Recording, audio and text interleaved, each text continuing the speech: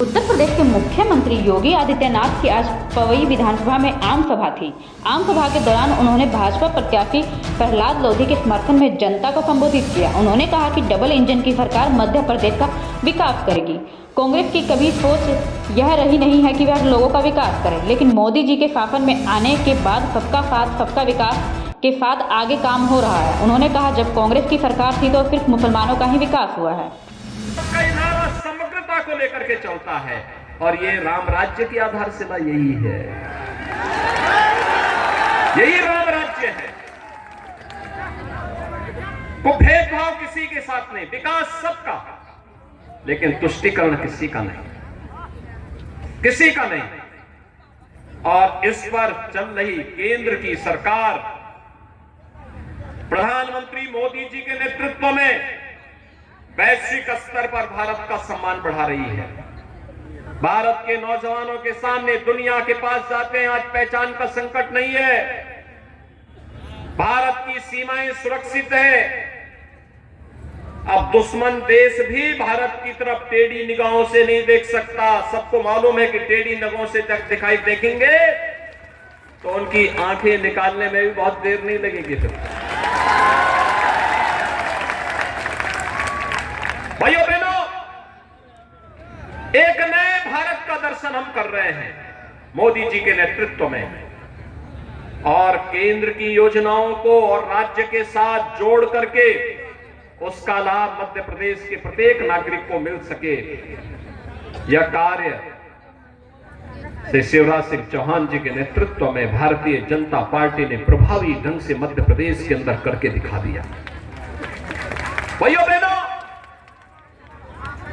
कार्य करने का एक जज्बा होता है। अब याद करिए, कांग्रेस के समय में यह मध्य प्रदेश बीमारू राज्य था, लेकिन आज विकसित हो चुका है। बीमारूपन से दूर होकर, इसको दूर करके विकसित राज्य के रूप में मध्य प्रदेश को एक स्थान दिला दिया गया कि अन्नदाता किसानों के लिए सबसे अधिक कृषि विकास दर वाला राज्य है मध्य प्रदेश।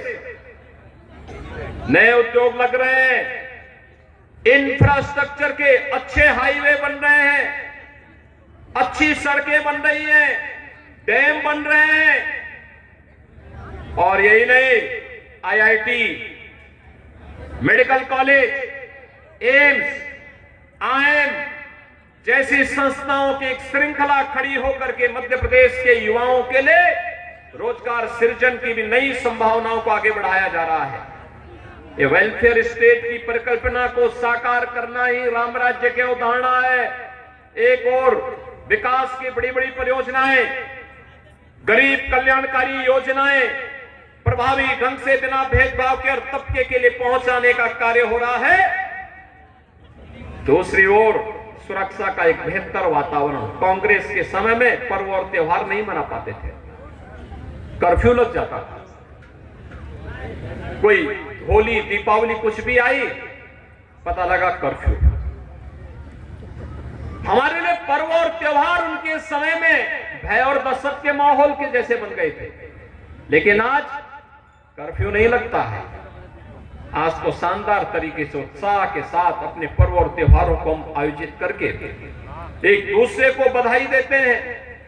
उत्साह और अमन के साथ पर्व और त्योहारों में पूरा समाज एकजुट होकर के इन आयोजनों में शामिल होता है।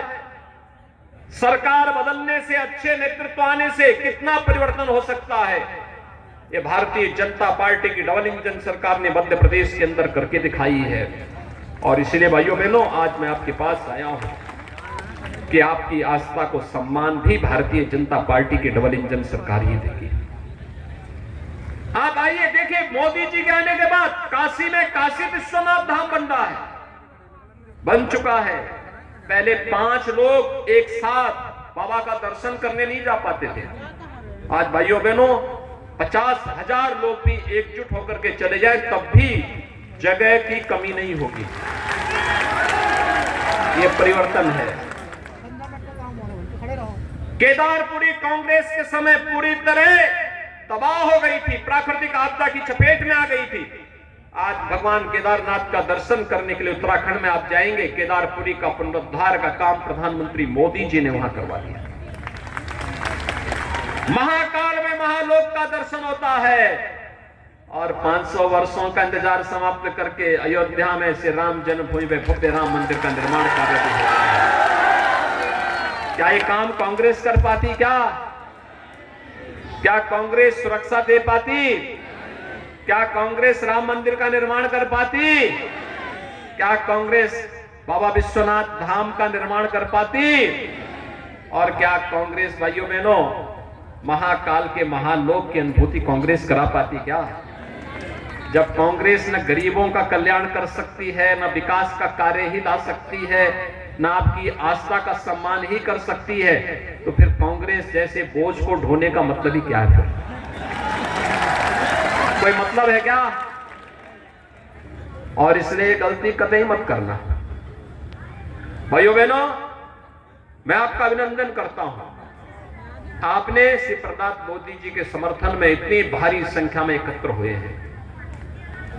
एक विधायक के रूप में उन्होंने अपनी जिम्मेदारियों का निर्वहन करना प्रारंभ किया, लेकिन पहले कांग्रेस की सरकार ने उनके पीछे पड़ करके उनको पूरी तरह क्रैश करने का प्रयास किया, लेकिन उनकी हिम्मत के सामने कांग्रेस की हिम्मत जवाब दे गई। उनके सदस्यता समाप्त करने का कुत्सित प्रयास किया।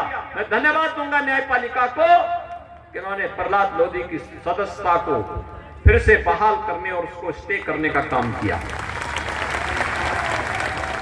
कोरोना कालखंड में पहले स्वयं संक्रमित हुए, जनता जनार्दन की सेवा करते करते और फिर परिवार के कई सदस्यों को उनको खोना पड़ा।